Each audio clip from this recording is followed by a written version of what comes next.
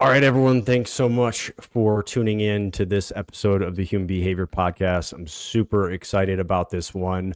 Real quick shout out to all of our listeners who's been reaching out with some questions and potential topics for the podcast. We very much appreciate it, and thank you those who have been sharing the podcast with a lot of folks as it's starting to grow. And that's again something we really appreciate.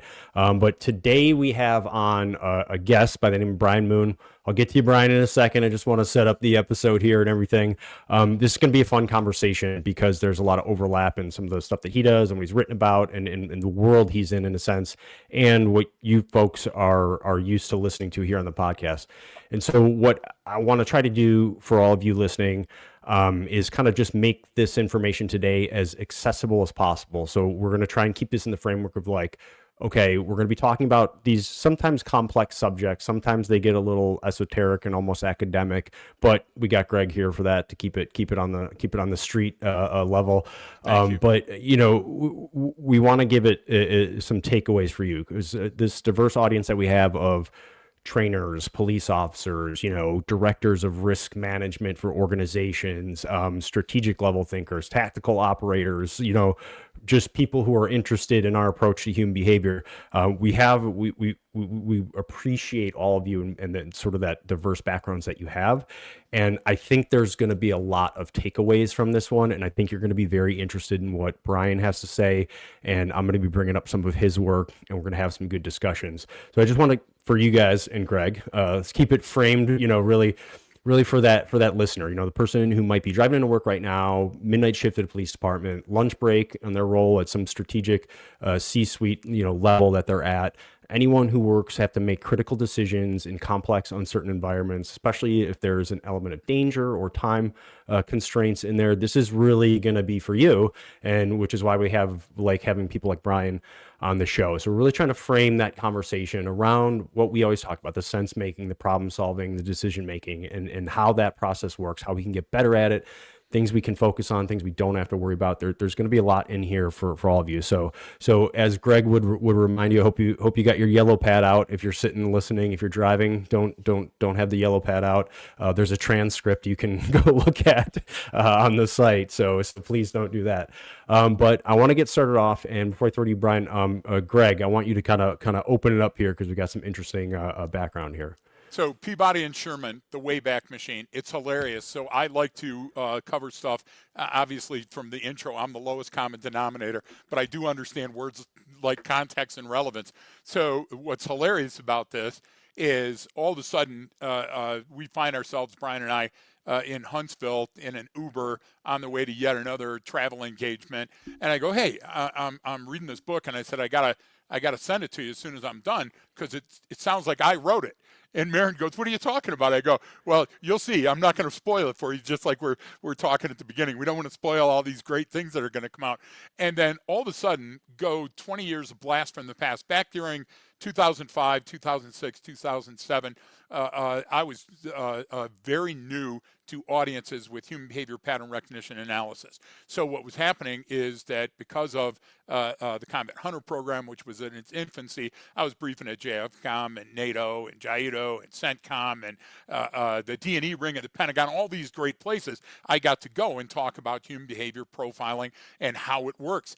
And one time I'm writing on a napkin for a couple of doctors at a place called Monterey Bay Canners in Oceanside outside of Pendleton.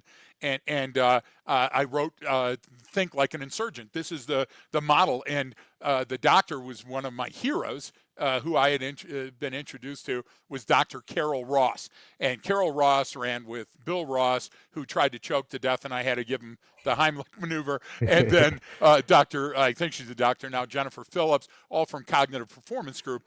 And then later in that same year, I'm briefing at JFCOM, and Joint Forces Command back then had a very different mission. It was a transformation laboratory. So it would develop new joint operational concepts and test them through rigorous experimentation. So I'm briefing there, and Carol's there, and Bill is there, and guess who's sitting there too is our guest today, Brian Moon. So it's amazing how tight these concentric circles can be sometimes, and how long that we've all been in and around the flame of good ideas. And so, Brian, when I was reading this, and I told Marin, this is so familiar. Now we will know why it's so familiar, because we've been both dabbling in the occult and this magic stuff for a good long time. So I know you knew Gary Klein for at least 25 years. And I bet we both have friends in University of Central Florida and many other places that have done the research on this. And I go all the way back to Marty Seligman and his learned helplessness, So I can't wait. This is this is a fan moment for me, Marin, because it's like everything comes full circle. We get to talk about my favorite topic in the whole world for an hour. Yeah, well, and on that, I guess finally let's get to our guest of the day, Brian Moon, and I want you to kind of give our listeners a sort of a street field definition of naturalistic decision making. How that's different, and then kind of tell us like why you reached out to us to come on the podcast. Oh, by the way, little humble brag, but really a shout out to our listeners, because I posted on LinkedIn that we had a recent benchmark of 250,000 downloads that we're proud of. I'm surprised by too. And then you because of that is when you reached out. But tell us a little bit about you and natural decision making, and then kind of why you wanted to come on the show. Well, the 250,000 downloads is the only reison that I wanted to come on the show. So that's pretty obvious. There we go. I appreciate honesty. Exactly. I've known obviously Greg of his work for many years, and seen the great stuff that you guys have been doing over the years. And like all of us on these various social media platforms, we see each other, we see the posts, we see the work, and we know we're all sort of on the same side of the fence. You mentioned the Cognitive Performance Group. I worked a lot with them when I first started my company. The further background there is we all came out of Klein Associates, Gary's company that he had for many years. Side note, out of Gary's company of, at the time in the early 2000s, we were 35, 36 people. Out of that company, 15 other companies were formed. Wow. So that's incredible. It's really, I always like to tell people that, because Gary has taught us all who worked with him, not only a lot about cognition and how people act and behave in the world, but also how to be entrepreneurs and figure out how to bring quality services to folks who are working in the kinds of domains that you talked about earlier. So my background, I academically, social science background, Miami University in Ohio for psychology and a couple of other minors like religion and sociology. Went on to the London School of Economics, primarily to study religious cults. That was why I went there. And, it was in London. So all the big ones are there, and a couple small ones you've never heard of. But it was a great sort of toss into the deep end of the pool in terms of not only what religion's about, but how people interact with each other, especially in circumstances that are outside the everyday, if you will. They're not pedestrian, but also how to do naturalistic research, right? That's been a theme that I picked up on and was interested in getting to LSC to sort of figure that piece out as well. And for me, the bridge from studying cults naturalistically, that is getting out there where they are, going to their homes, going to their places of worship, out on the street as they're proselytizing, interviewing them, talking in depth about how they think about the world and what sort of rationale and reasons they have behind their behavior. That's what naturalism is all about. So for me, it was a very short leap from doing that sort of thing to what I do today, which is in workplaces of various varieties where folks are facing those same kind of pressures, time pressures, resource pressures, danger in some cases. That's also true if you're in a new religious movement. And really, again, trying to get inside their head and understand the world from their perspective so that what they're doing and what they're saying they do, we can start to explain it. We can start to account for it. So I went to work, actually did some legal work in between my degrees and working for Gary. I worked on defense team for folks who are facing capital murder charges.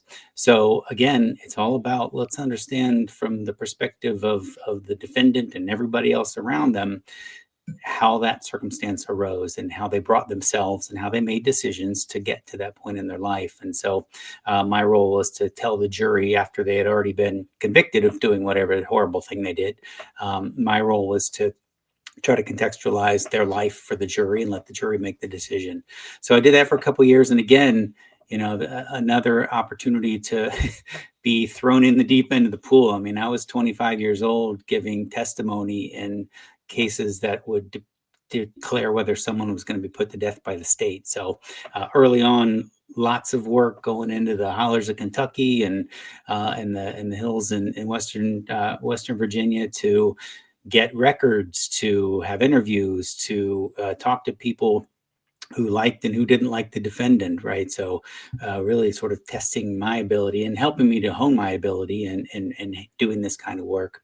So by the time I got to Client Associates, actually, unlike a lot of other people who went there, I'd already been doing this stuff for a while. Right.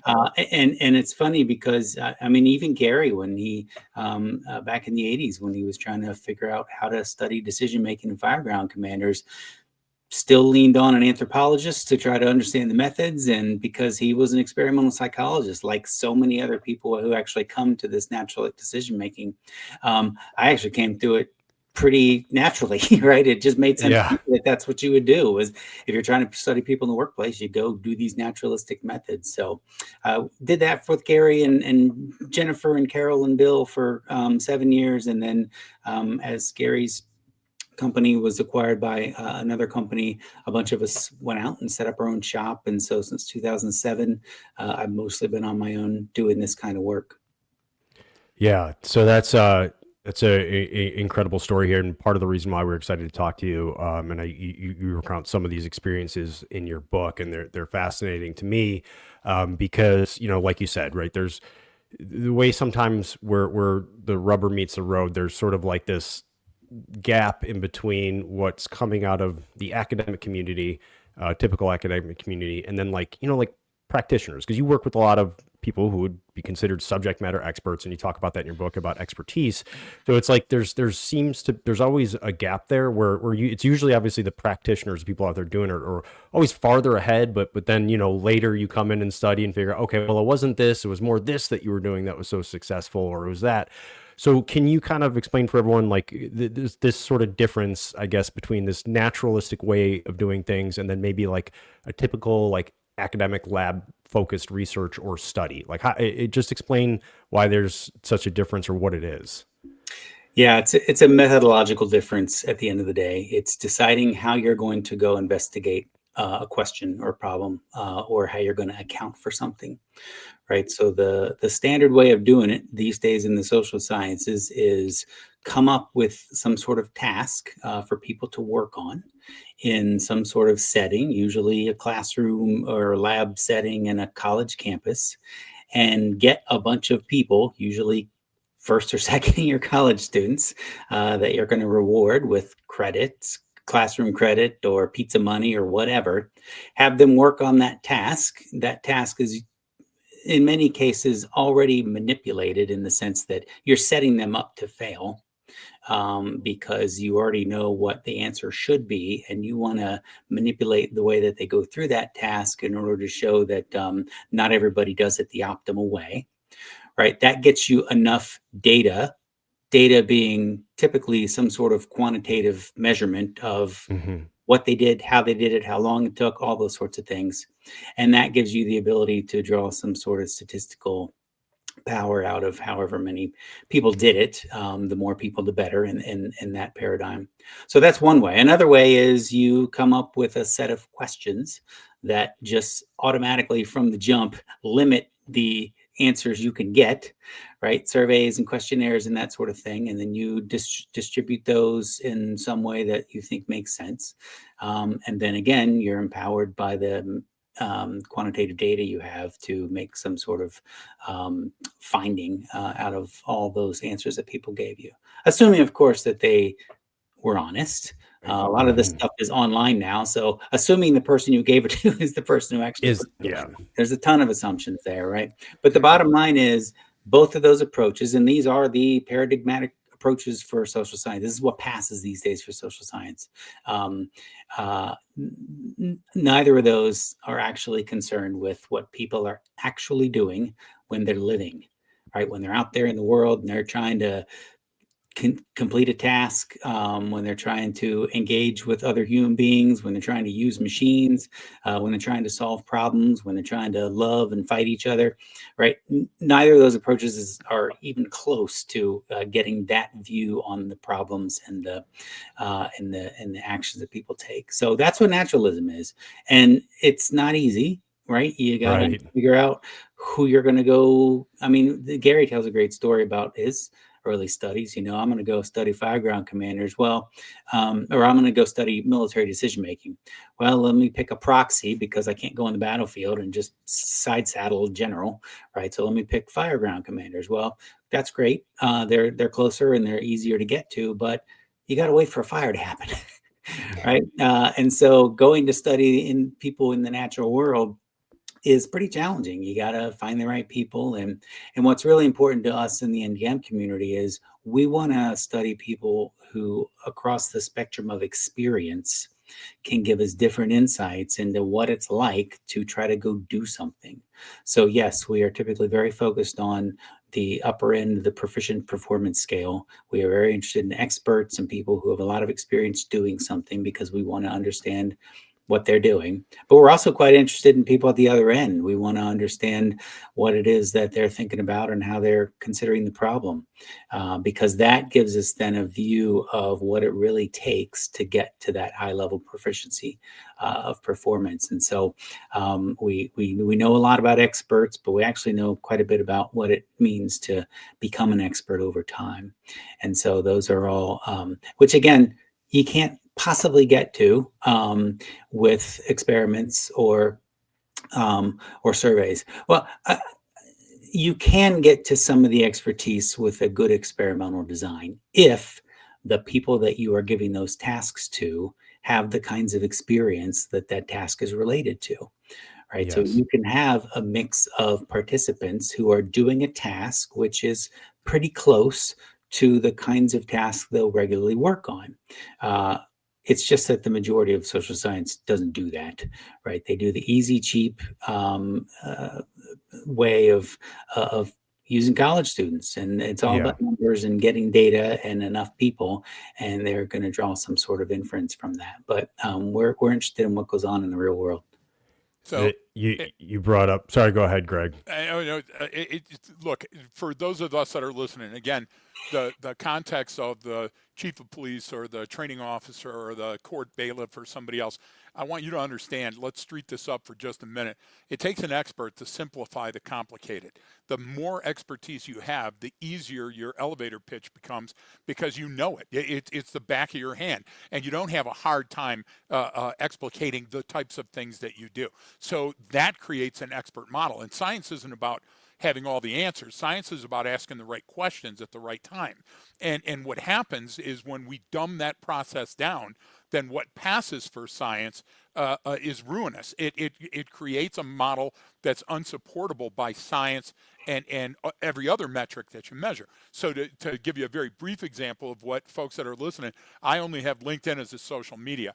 And often I see people saying, hey, we're conducting a study, and so here's the questionnaire for the study. And there's 3 or 4 questions that are already so biased, and when I mean biased, I mean angled in such a way as to garner or gain a certain response that they already anticipated. So if you're already anticipating the outcome and you're writing the process to that outcome, then that's not science. What you have to do is you have to go where the doors are open and discover what's being uncovered. And so to Brian Moon's point here, Brian, what I like is that he's saying that the two things that he didn't say about current is he didn't say robust or rigorous in any of those definitions. And everybody on this call has been involved in those scientific experiments that have lasted years and that have gone wherever the information would take you. And that's not what we're seeing now. So I want to make sure that the folks understand why we're being critical of that process.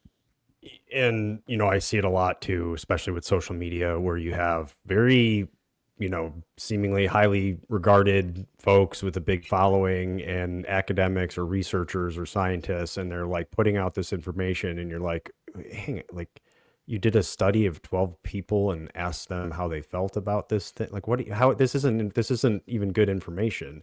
So it's kind of, and then now people are saying, oh, well, do you have a study to support that? Do you have a study to this? And it's like, if you've ever been involved with a study, conducted one, or been the subject of one, I've been all three of those. It's like, you kind of realize, like, all right, you're just kind of, it's not really what it's cracked up to be sometimes. And kind of like my first exposure to what you were talking about was, I believe you were out there. We talked a couple of weeks ago. Was out at the infantry immersive trainer with the Marine Corps out on the West Coast, and there are people. I was one of the facilitators putting on the training. We had different researchers coming and testing for stuff, and just like you said, like, they were collecting information post, this evaluation exercise, and they were getting it from everyone there in a sense. And right. And you even had like Marines who were like, well, yeah, no, they don't need to fill that out. Don't worry about what that kid says. He's an idiot. And they're like, no, we need to get this information, not just from people with the brass on their collar, or we want that youngest guy here with the least amount of experience. We need to understand their perspective as well to get the full comprehensive view of what we're actually doing to see if we're meeting these objectives. And so it was like, that's what kind of originally fascinated me about this. And then as I progressed along, both on the academic side and then practitioner side, it was like, okay, like I like this approach. Obviously we fall into that sort of the naturalistic approach because I spent a lot of time watching people. I was a sniper. I've done a lot of surveillance. I've done a lot of reconnaissance. I've done a lot of counter surveillance. I've done all this where you're watching people as a fly in the wall in a covert place where they don't know you're there.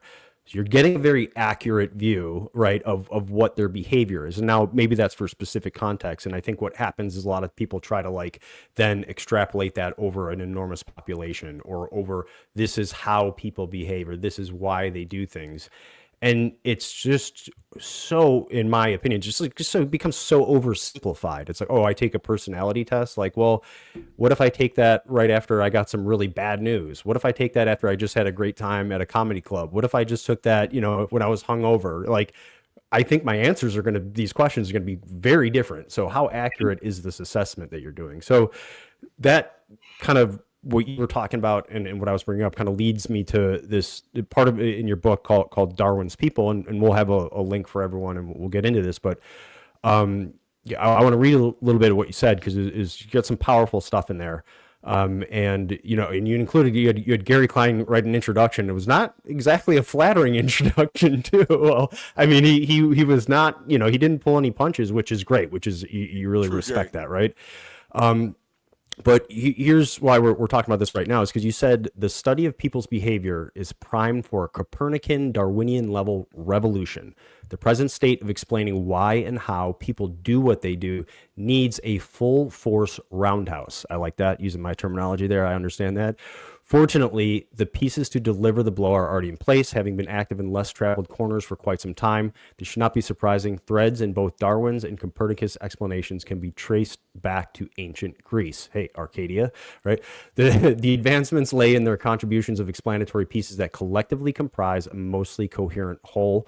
Most importantly, they've checked their explanation through close inspection of the world. So right off the bat, you're saying a Copernican Darwinian level revolution. So if I'm going back to high school, I believe Copernicus was the one who said, hey, wait a minute.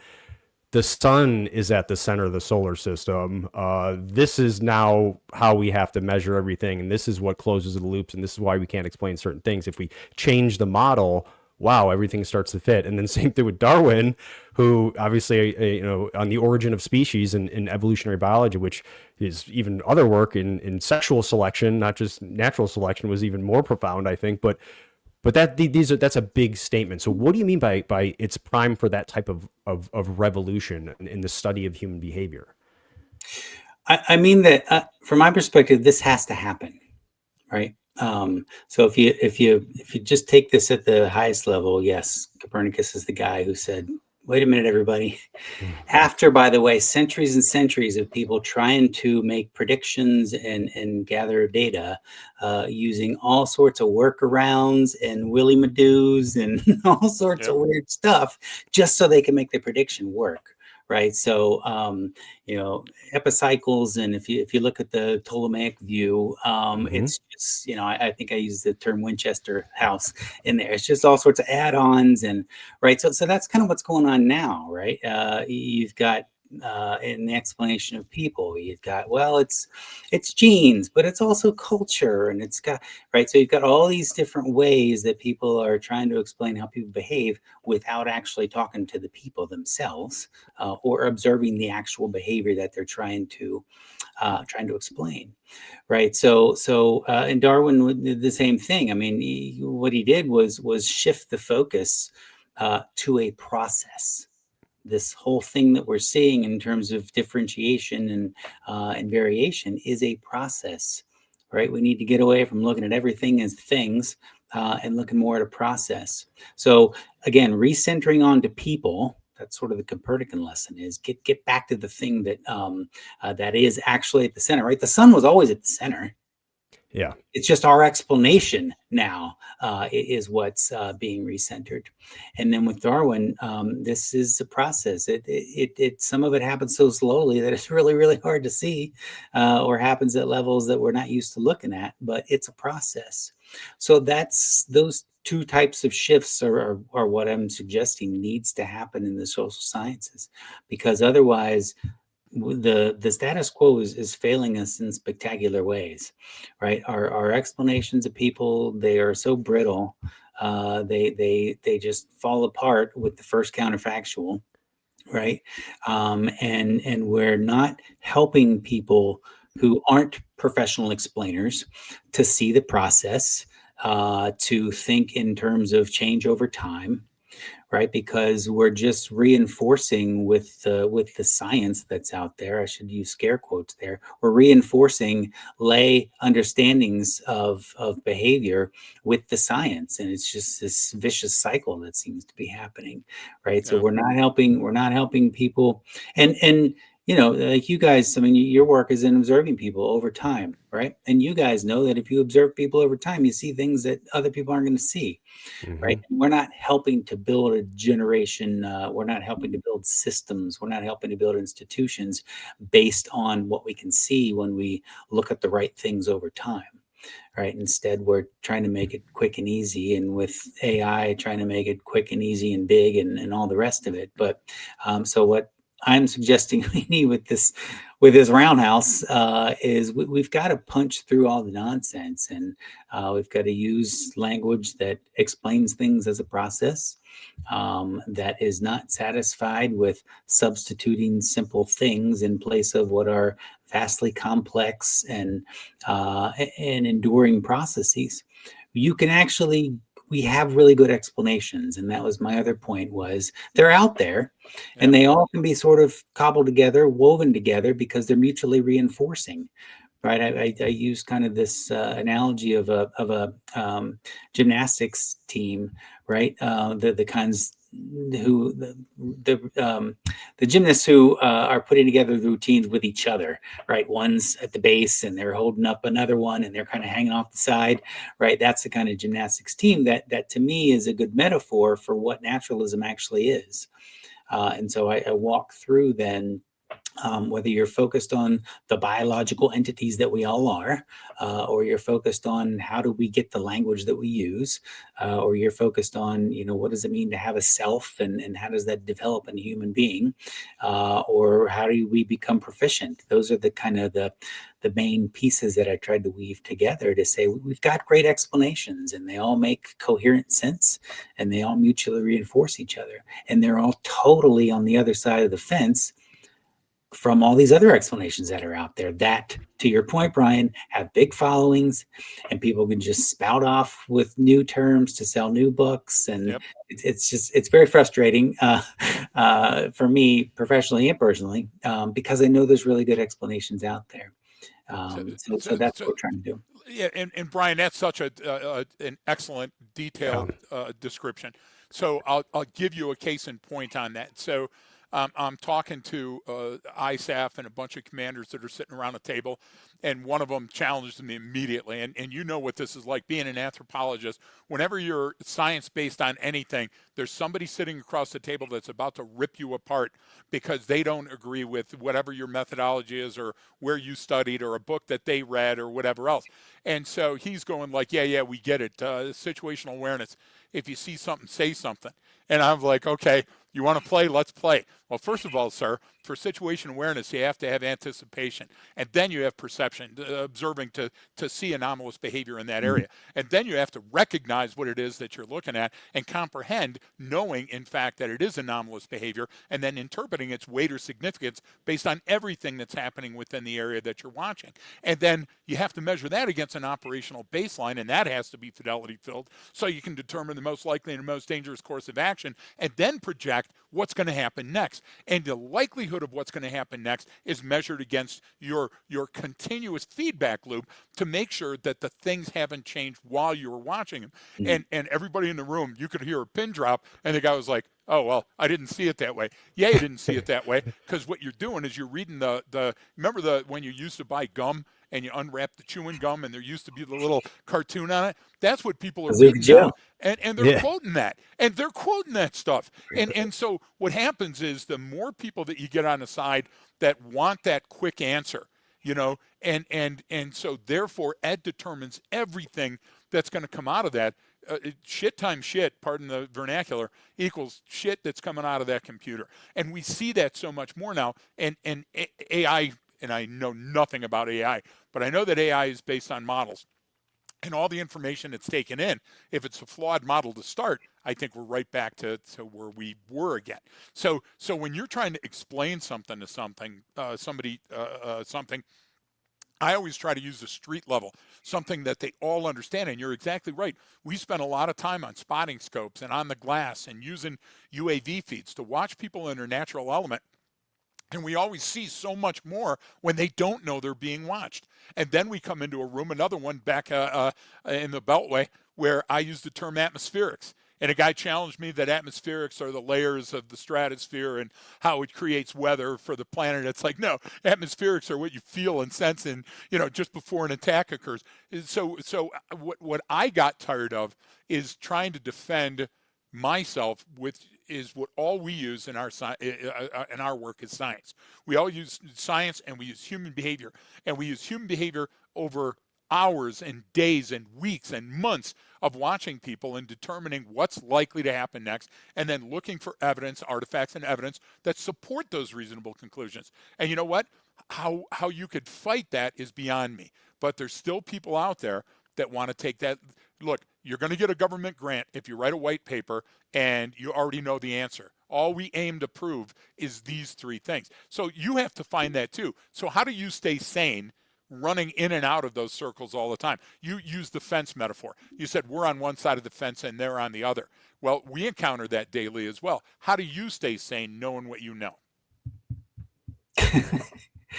Well, you're making an assumption that he's sane. Right? Exactly. Yeah. I mean, look, I've professionally, I've always been interested in trying to explain what people are doing, right? Explain behavior. I went to, when you study something like religious cults, you're looking at effectively a microcosm on things that happen elsewhere. There's nothing really all that special about what goes on in religious cults. My dissertation was called Cops and Cults because I was mostly interested, this is right after Waco, I was mostly interested in the interaction between those two groups that are on the opposite sides of the fence sometimes, right? So I've always been interested in this sort of thing. I've always been interested in really good explanations of behavior. So I guess my sanity is kept intact in part because I'm interested in it, but I also know that what's passing right now for explanation is bad. And another key piece that I discuss a lot in the book is all of these other approaches and models and theories about people have a common understanding which is effectively to deny agency to human beings. Right. Right. Right. And it's all about something else is responsible for the actions that people take, whether it's genes or culture or society or, pick one or another factor or variable. And that's actually how people get government grants is they just pick one of those factors or Exactly. variables and they study it to the hilt, right? Because they assume that it's a real thing, by the way. And notice I said thing, not a process, a real thing that you can go measure somehow with some instrument, and that once you get to a certain level of statistical significance, that real thing must exist, right? These are all correlations. They're all correlating around the idea that people effectively aren't responsible and don't have agency in their own behavior, right? And that is a lesson that has come through loud and clear through Gary's work and from NDM, right? It's not about doing this massive computation in your head. It's about managing yourself and those around you and the work such that all the things you just said, you recognize what seems familiar and you recognize what's anomalous. But that is an active agent process, right? Right. That's somebody trying to do something in the world, like live, right? So I'm all about replacing the roundhouse, if you will, replacing all these other explanations that basically deny people agency with the one explanation that I think is correct, which is that people decide what to do with themselves. So that's a perfect kind of lead into kind of what I wanted to jump into next, to get into the actual behavior and some of the things that you're talking about. And it's funny because I appreciate it in your book how you several times you kind of start with, well, look, there's physics, there's chemistry, there's biology. Like these are things that we know that we can measure and that have been. And that's like how we start some of our stuff when people ask us questions or they come in with behavior. Like, well, hang on, like, do you know what entropy is? Like the things want to fall to the lowest order. So like these are things that are out there that we don't really know or experience or can't tell because sometimes it happens so slowly. But like there is a natural process in ordered things, and you're interacting with that. What you're doing right now, you can't just pick what you're doing as the most supreme thing without knowing all of this kind of underlying processes that are happening and that have been going on since before humans were here, right? So it's like you got to start in that spot, and I appreciate that, and because even and you like one of the sayings we have is like, hey, look, good ideas stand the test of time. Like ideas come and go, people come up with stuff, and it goes away, but like the good ones stand around. And so it just recalled during this, but we every semester we teach a seminar out at Liberty University in Virginia, and they're great, part of their criminal justice program, the Helm School of Government. Great relationship with them, and they love it. But first going out there too, I'm like, all right, this is a Christian conservative school. Like, I don't know, what are they going to say when I bring up Darwin or something? You know what I mean? Like, you're kind of like, you got to be mindful of your audience. But it's always been such a great course. And it's funny because we were talking about some of the physiological reactions that we know humans have. Like you have certain ones when you get angry, certain things happen, and your hypothalamus kind of triggers things in your brain, and then that'll cause certain reactions, and maybe you'll start to turn red in the face, and everyone's like, yeah, these are general anger cues, and that nose might, because you got cilia hair-like fiber. You get into the science of it, and this is why these things happen. And the greatest thing is our shout out to our friend Chris Rhodes out there, Professor Rhodes. He's like, this is I want to show you this YouTube video. He shows me this YouTube video, and it's an explanation of an Old Testament story of, they had a saying that people who did not anger easily, they were long in the nose, meaning it took a lot to get to that point where they were getting angry and upset and could feel it in their nose. And I'm like, yeah, these are like, so now we have all the science to explain something that was known, right, or identified in some way thousands and thousands of years ago. And that's kind of what we get at. It's like, look, there's certain systems, there's certain processes, there's certain things people do. So I want to jump into that sort of part of your book. And, in here you said, and of course I'm going to use it, you said, if there's one most important takeaway from this book for you, I hope it's this one. In every situation and circumstance, people choose to act or not act. They make decisions based on their analysis of their needs and the perspective of others. This event may take a long time, or it may happen in the blink of an eye. Our unique emergent ability to decide under both timescales has given us unparalleled capacities in the competition of life. In either case, people decide. Free agency is our key to social adaptation. We can change ourselves at any time. Sometimes the need to change is sprung upon us, as in the case of self-change, but we control the process. We decide whose attitudes matter to us. So I love this, and actually, this is like that's a lot to unpack in a single paragraph. We could do an entire episode maybe just on that paragraph, but there's some things that I appreciate in here, and then also like some things I want you to explain in a little bit greater detail because I might have some fundamental disagreements with you on some of this, and I'll explain what I mean, but I want to get some clarity from you. But like I like how you frame this as people having choices and making decisions. That's good, especially from us in the training and the interaction we do with people. When we sort of contextualize it or we prompt it like these are decisions, these are choices. Again, it brings that person into the situation as you have agency. Because I like to say, look, you can influence any situation that you're in. You know, maybe yeah, you've been kidnapped and blindfolded and handcuffed, but like you don't have a lot that you can influence, but there's still things you can do. And what it does is it puts those decisions back on people. So I kind of like that how you frame it. I think I have a slightly more, I guess, deterministic viewpoint, especially when it comes to high pressure situations that occur under time constraints that include some element of danger. So first of all, for everyone, for our listeners too, and for me as well, can you first kind of start out, give me like the difference between what you mean by free agency and what people kind of call free will, and so I can get a kind of better understanding. And I just kind of want to start there with that because there's, like I said, a lot in this paragraph. Yeah, I think to get into that discussion would be splitting hairs. Okay. What I'm getting at here is that at the end of the day, if you will, we can all determine what we're going to do in the next moment, right? And when I say all, I am talking about adults. I do spend a little bit of time in the book helping people to understand that Right. when we are born, there's not a whole lot to us, but there are some important things to us that enable us to become, have a self and become choosing adult behaviors, right? Choosing adult actors.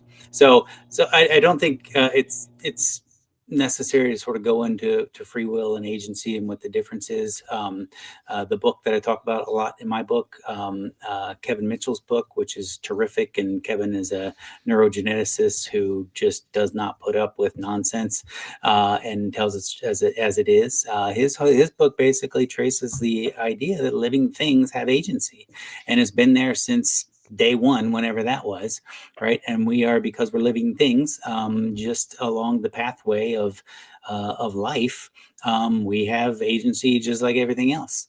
And so that's really as far as I would want to sort of push that, what's free will or free agency. Now, to the point you made about being kidnapped and all the rest of that, people often will jump to those kinds of circumstances. And what's interesting is we don't have a whole lot of naturalistic data about people in those situations, right? And in fact, within the literature on cults and new religions, there's a bit of a split between one group of folks who like to rely on research from one particular researcher who studied people who were in concentration camps in Asia. Right. And so, yes, we do have a little bit of data about people who were kidnapped and held in those situations. Right. But what happens is people then will generalize those very specific situations to, Right. oh, that's what it's like to be in a cult. And it is not the same thing. Right. Being kidnapped, having a gun held to your head, all those kinds of examples, people jump to them as a way to try to frame things. But it's possible to get data in those situations because they have existed. Yeah. Right. And how we would do it would take a whole lot of care. But we could. Well, you could kidnap some people, but that might be but I think your might point be going too far. I think your point holds water. The thing is, the smaller the data set that you study, the less robust the data you're going to, the conclusions you're going to make out of that.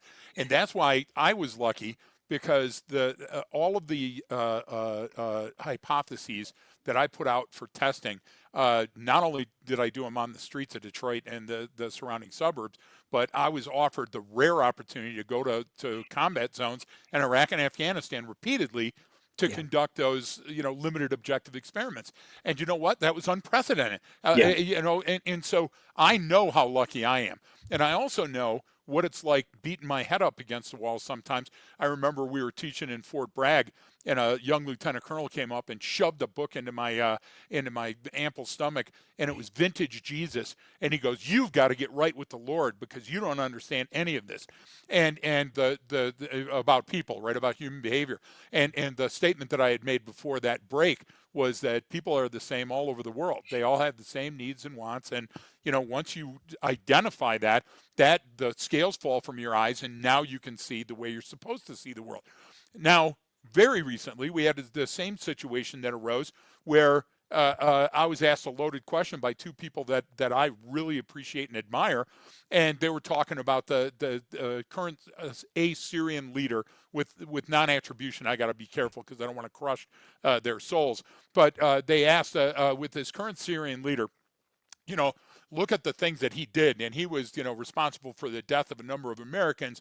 And does someone truly have the capacity to change, to be on the side? And my first knee jerk was to send them, do you understand that I worked in Iraq and Afghanistan to target leaders that lived in those countries whose families are still living in those countries today? So if I went over there to teach at their university, what would they say about me?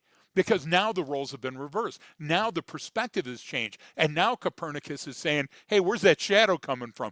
And the idea is that you can't oversimplify it. You have to look for the most logical scientific answer and then try to poke holes in that. You don't come up with a new name and then, say, well, this is the blank effect. I'm not going to go there again. Or come up with, well, in the hierarchy of whatever. That's what I find. The dumbing down of science has bothered me because the people think that there's an emotional answer to this. Well, that person just had a bad upbringing or they don't know what they're going on. And what you're saying about agency just fits. It just makes sense. And people do have those choices to decide. How hard was it for you to go and talk to those jurors when fully you understood that, listen, these people made those choices. Now, they may have had a different upbringing than you and I had, but at the end of the day, they were the ones that were in that car. They were the ones at the other end of that gun. They were the ones that did that. So, I tire of having to spar constantly with the windmills of anti-science that I've been seeing probably the last 35 years out there. So I don't know if that was a question, but by God, I was pissed when I said it.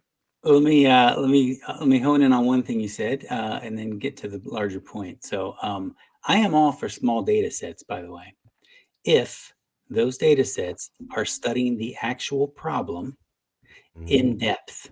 Right. So a lot of people will say, "Oh, well, how many participants is appropriate for a naturalistic decision-making study?" I said, "Well, if you give me 8 world-class experts in a given domain, that's probably enough, right? Because there probably aren't that many more, first of Right. all.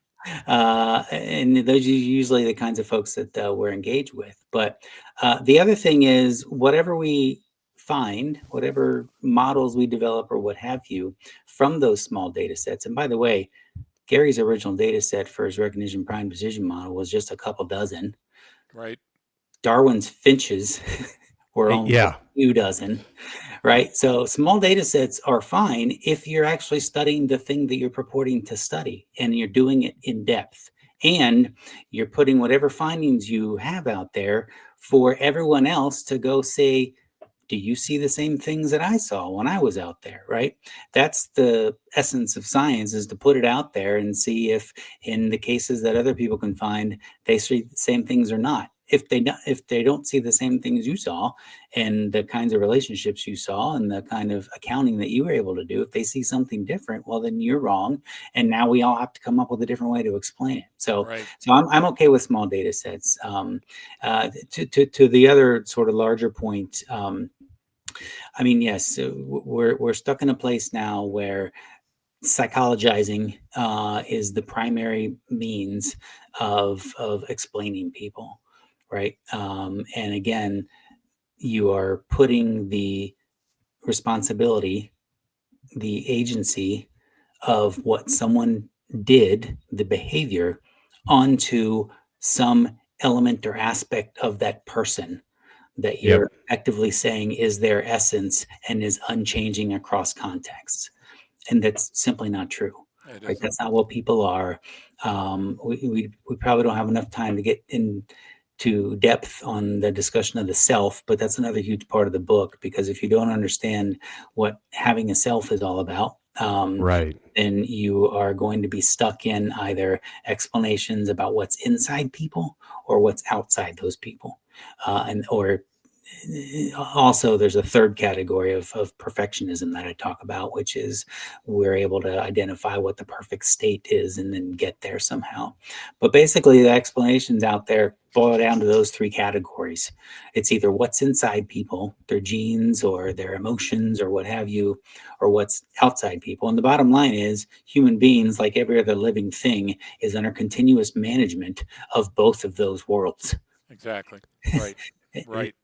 It is, and the reason kind of why I brought that up as the free agency and free will, and why I have a little bit more of a deterministic approach doesn't have to do about. I look at contextually within a situation, right? So let's say like the hostage one is that's an outlier, probably not the best example, but like a police officer use of force case where there's an officer involved shooting, those really tough situations where a lot of times when we see them go wrong, like we kind of refer to them as like, well, these are errors in sense making. They thought they were in a situation that they weren't actually in. And there's different reasons why they thought that. Part of it is their genes, their values, their beliefs, and their training sometimes. Sometimes their actual training kind of led them down the wrong path.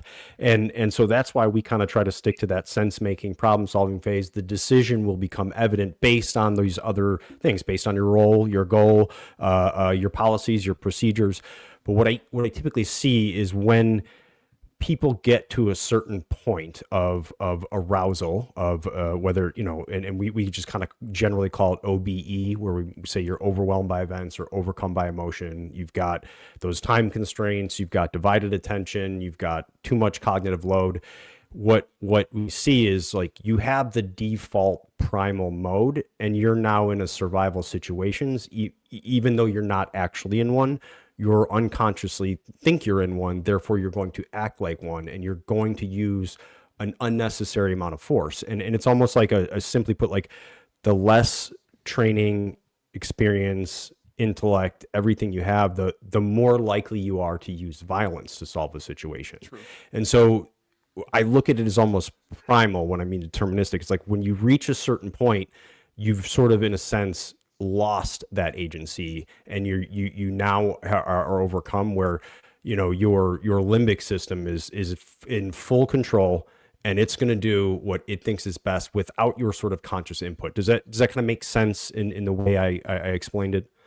Yes, but only because you added without training, without experience, right? Correct. Because what we see is once people get exposure to enough of those situations, and that's kind of hard to do in your line of Hmm. work, right? Is to get people the right kind of exposure. But once they get exposure, once they're able to make a decision and get some feedback on it, the right kinds of timely, direct, accurate feedback, over time, all the primal stuff, if you will, um, becomes overcomable, right? Yeah. And you see, I mean, we see this not only with experts, but frankly, we see it in very violent people as well, right? A lot of the explanations of violent people is they snap and their limbic system, they're just being primal or whatever. Well, people who are really violent are actually pretty calm the whole time it's happening. Right, they're actually pretty Right. calculated about what they're doing now, and what they're going to do next. Right, serial killers don't snap. Right, they've Correct. done it enough that they're anticipating, they're coming up with plans, they are flexecuting just like anybody else, right? And Yeah. so yeah, everything you said is applicable insofar as we're talking about people who don't have a lot of experience doing something, and that's the whole goal in my mind of training and education, is to help people get to the point where, and to me, again, this isn't a reason or ration versus emotion thing either. There's no sense in separating those two phenomena, because they are just a person doing something. They are people taking action. They are people behaving. They are people experiencing. They are people managing the internal and the external, right? And there's way too much emphasis on, is this, men are from Mars, women are from Venus kind of nonsense, right? But that's Yeah. what it is the separation of emotion versus reason, right? And that has plagued social science for several centuries, Exactly. if not more. But Yep. my point is, yes, with experience, and with, again, the right kinds of experience, with exposing people to the whole problem, with exposing people to a diversity of situations in which those problems might arise, with exposing people to other solutions that people have come up with to deal with those situations, all that primal limbic stuff, if you will, all can be overcome, right? And that's how you get And to proficient performance. well, that's a big part that you talk about in your book that I Exactly. wanted to hit on as well. And you kind of when you get into the concept of expertise and what makes an expert and becoming a true expert, and I pulled a few things out, and I'll give kind of the summary in a sense, and you tell me if I got it right. But one, you big hit on simply showing up, like is good. Like you have to get in, do the reps, be there. Like you even talk about, like, simply going to class means you're more likely to get a better grade in that class just sitting there, in a sense. But like, that's not good enough to develop expertise. You can develop proficiency, maybe you can get to a certain level. I pulled out like kind of three main things that you talk about with developing expertise, and you started hitting on that one. You face hard problems and you are responsible for the solution. So like you just said, like you actually, not just this one little part of this problem, you were part of you kind of had to understand all of the parts that went into this problem. And then you also brought up, you got to get feedback along the way, and feedback can be good or bad, or how you accept feedback, but you received and accepted feedback. And then you failed, you continue to fail, or you failed, but you continued to persevere past that point of failure. So these are sort of these like elements you were drawing out, and there's some great quotes and how you explain it in there. I just, for the sake of time and to not read your whole book on the podcast, they can go buy it and read it. But you brought these elements up. So like, why are these the experiences that are important in becoming a subject matter expert? That's the first part of the question. Like, kind of, how did you hone in on this? And then, if I'm listening to this podcast right now, can I like reflect on my own experience and gauge sort of where I'm at in that process of attaining an SME? And then I guess the third part, like, how do how do I identify that this so-called SME in front of me has these things? How can I vet someone, if that's possible to answer? That'd be great. Yeah, I'll try to remember those in order. But Oh, sorry. Yeah. I wanted to add too. One of the major learnings for me in my career was actually exposure to the hunter warrior stuff early on, because it dawned on me that, well, of course, people who have spent their upbringing, their teen years out in the woods trying to hunt stuff, are just going to have those skills, right? Some of them, because that's what they do, and those are applicable to the kinds of hunter warrior tasks that they're going to be assigned, right? So yes, just showing up sort of gets you there, but to the broader point of how do we help people and how do we identify people, um, this is key for me in thinking about things like motivation, which I talk about as well. Mhm. It's for any given ability or behavior that we want to understand. We have to look at people over time. We have to look at how situations presented themselves to those people, in particular the situations that other people create for them, and then what they did about them, right? So whether you're trying to figure out, is this person on the pathway to becoming, Olympic level field hockey player, which, by the way, Liberty has a terrific field hockey team. Yes, they do. Um, They do. or you're trying to understand, has this person already been through those first few stages, and have they brought themselves to a point where they are prepared to reach the next stage? And again, stage for me is they've been presented with a situation, they've made some decisions about what to do about that situation, they've gotten some feedback on it, and now they're in the process of figuring out, okay, well, how did I do? Am I still performing at a level that's comparable to what I see other people doing? And again, this plays out in sports, it plays out in professional circles, it plays out in people becoming violent, by the way, which again, I keep going back to just people and behavior, because I'm thinking about this sort of thing across the spectrum. It makes no sense to me that we would try to explain how people become expert gum makers and have that explanation be different than how people become violent, right? It's all just life and people living. So we have to understand, what does that process look like when people are presented with situations and they respond to them by making decisions and taking action and then getting feedback on that. So organizations are typically not set up for this kind of thing yet. I hope someday they will be, and would like to Right. help Right. get there. But the point is, they're not identifying people this way, right? And typically it's, you show up, you got your credentials, and you're good to go. Well, nobody ever really talks about what sort of experiences you've had outside the pursuit of those credentials. And credentials these days are getting even sketchier, because people are getting through credentialed programs without actually having ever been presented with a situation where they had to take action. So that's a challenge for organizations. But if the organization itself understands the process that people need to go through in order to get to a level of proficiency, if they understand that process, then they should be able to translate that into what they're looking for in people.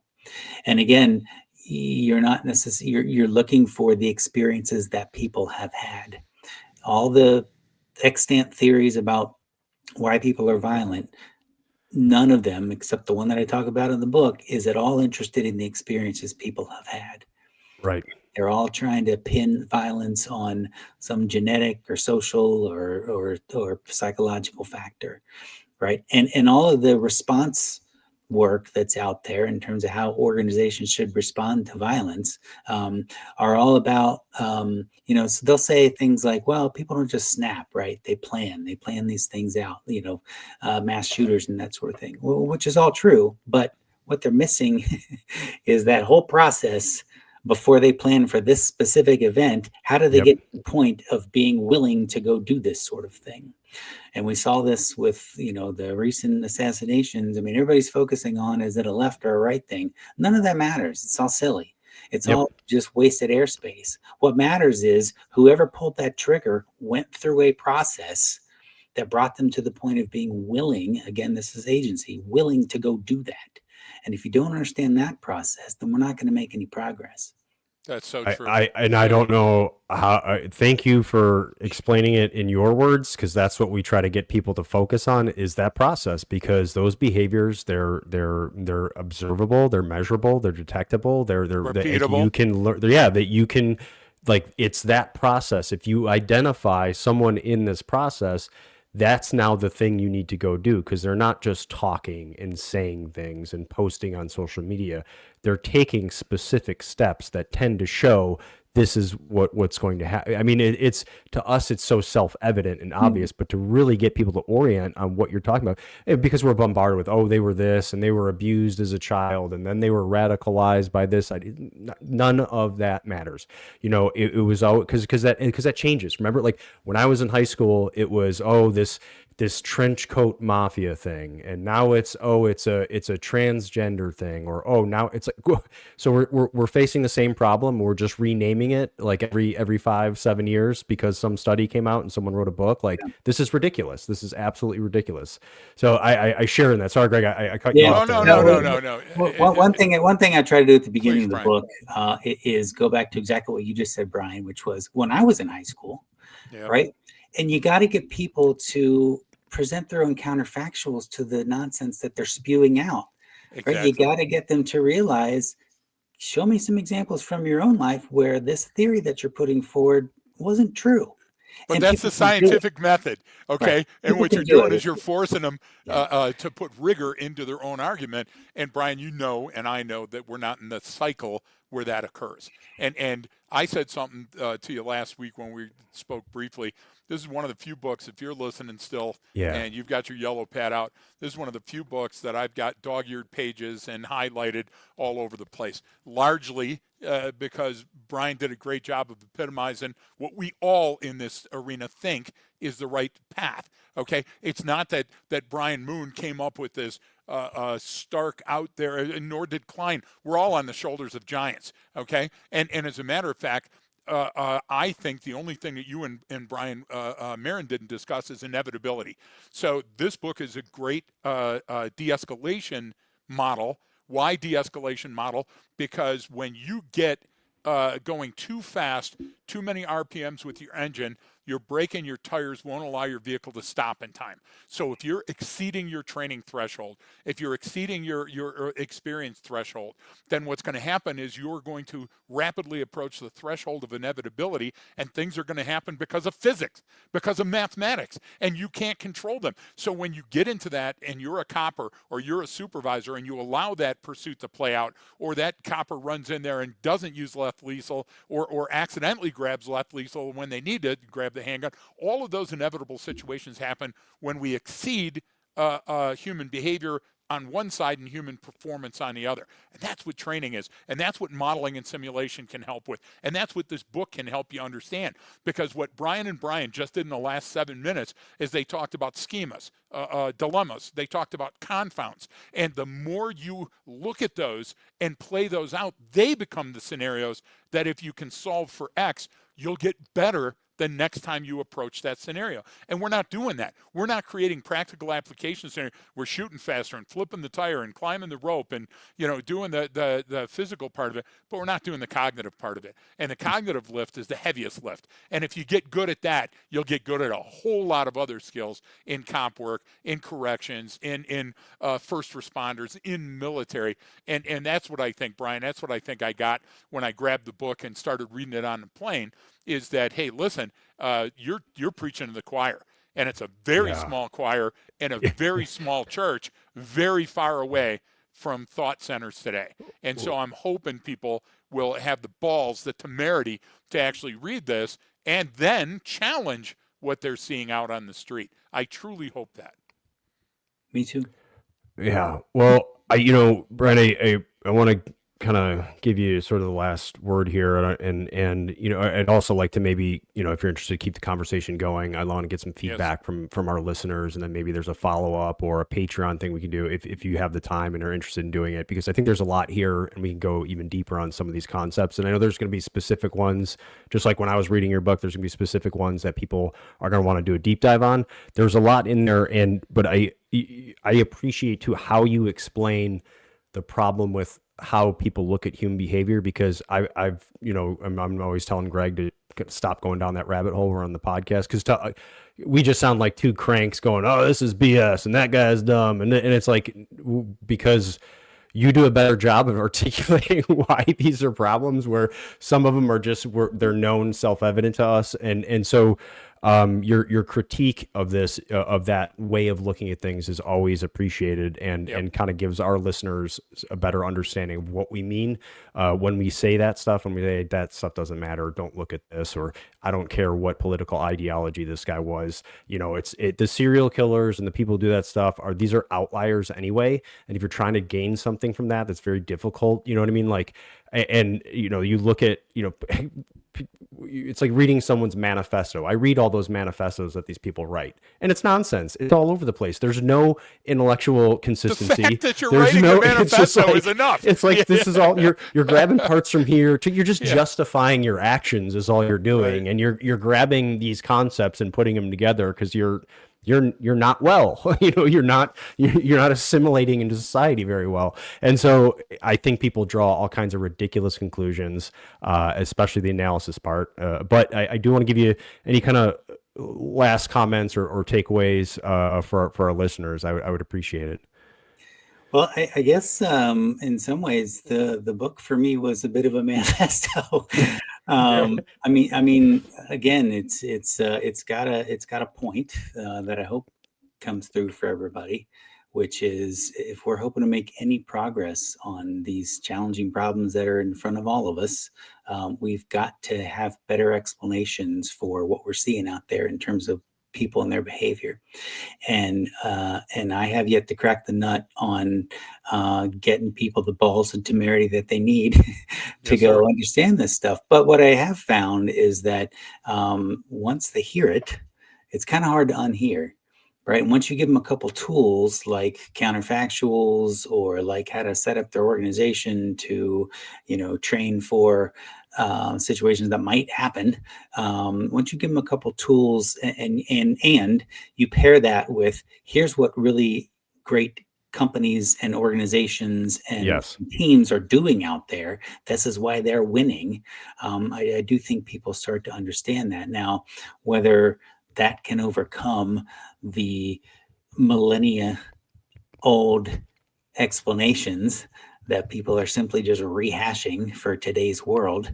It is another question. I hope that it can. And again, I'm not suggesting that everything that I've pulled together is the only things that matter, nor that the coherence that I see doesn't potentially raise some, issues between the theories that I raise, right? And Brian, to your point about Gary's forward, Gary was pretty clear on there's some parts that he doesn't agree with as well. So I expect that we're going to have those conversations, but all of us having the conversation on the side of the fence, which says at its essence, if you want to know and explain people, go out there and look at the people and talk to them. I don't Exactly. find that controversial, right? It's hard, it is expensive, and it requires a very special set of skills that some people can develop and some can't, right? Hmm. But the value is that very deep explanation that once we come up with solutions and policies and organizations and institutions work better. We just know they work better because we've seen it. We haven't always been given the space and the opportunity to show that they work better, but where we have, they're pretty damn good. And we Yeah. know that, and we've demonstrated that. So I'm hopeful that more demonstration, more people getting exposed to the ideas will overcome a heck of a lot of baggage. But it's an uphill battle, and I'm not convinced necessarily that this book is going to be the thing that pushes it over. But it's my part of trying to get behind that rock and push a little bit. Yeah, well, we appreciate you coming on here and sharing this with us. And it's Darwin's People. We'll put it out obviously with the link and everything for people. I enjoyed it on so many levels. Some great anecdotes and there's some great personal stories. Shout out to anyone else who also read the Guinness Book of World Records a lot when they were a kid and loved it. Your Flowers for Algernon was one of my first short stories that I got onto as a young kid, which I thought that was funny. Which I don't know if you watch It's Always Sunny in Philadelphia, but they did an episode called Flowers for Charlie, where it's a take on that, and it's one of the funniest episodes ever. So you got to check that out. But there's some great stuff in there. Greg, anything from you as well? Last words. There's still some people pulled off to the side of the road jotting down notes because we went wicked fast on a whole bunch of ideas. I would like to say, Brian, Marin, what would be great is everybody write down your questions for Brian Moon, send them to Brian Marin, and then Brian Moon, we'd love to have you on a Patreon to specifically answer some of those questions. Sure. I don't endorse shit, and I highly endorse this book because what you'll do is you'll love it and you'll come up Yeah. with a whole bunch of questions, better questions that you can go back with and answer on your own, and that's learning, and that's wonderful. Again, science isn't about having all the answers. It's about asking those right questions. So, Brian, if you would work with us on that, I think that would be a great follow-up episode. Absolutely. Yep. My plan is to get the ideas out there and let's chat through them because I do feel pretty strongly that this is the writer set of ideas that we Yes. should be focused on. So absolutely. Yeah. Whatever I can do to help the audience better appreciate the ideas and then apply them. I mean, that's the other thing Exactly. is, Yeah. is we Yep. gotta actually give them something they can execute. So I think the book's got a lot of that. We've got some other ideas that aren't in the book too. So happy to talk through those. That's great. We Appreciate that. And again, folks, I'll have links to your to Amazon links for your book, but also to like your LinkedIn if they want to connect with you on there and reach out. But yeah, I really appreciate you coming on, and thanks to all of our listeners. And don't forget that training changes behavior.